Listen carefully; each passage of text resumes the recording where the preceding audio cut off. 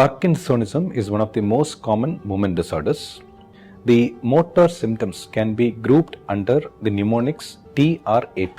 T stands for rest tremor, R stands for rigidity, that is stiffness, A stands for akinesia, slowness of activities, and P stands for postural instability. These are the most common symptoms.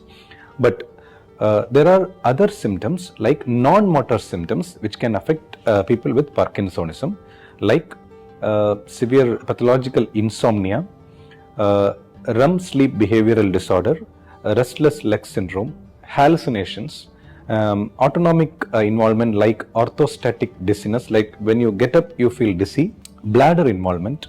Other than the common motor disorders, it can also have non-motor symptoms like hallucinations, REM sleep behavioral disorder, that is they can enact their dreams during sleep and they can keep talking during sleep.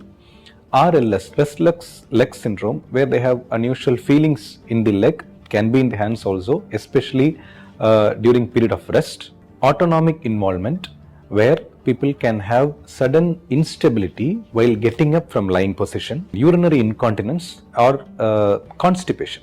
The first step in the management is the correct diagnosis, where you need to group which type of Parkinsonism does the person have. It can be typical Parkinson's, where it is called Parkinson's disease, or it can be atypical, where there are unusual features compared to a classical idiopathic Parkinson's disease.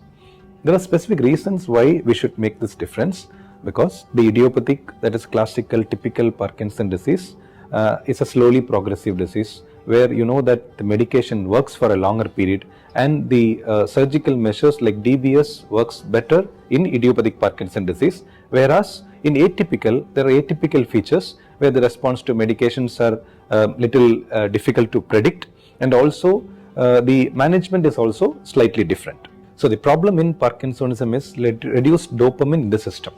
So these are medically controllable to a certain extent, and there are now surgical options like deep brain stimulation, lesionectomy, which can be done in selected patients.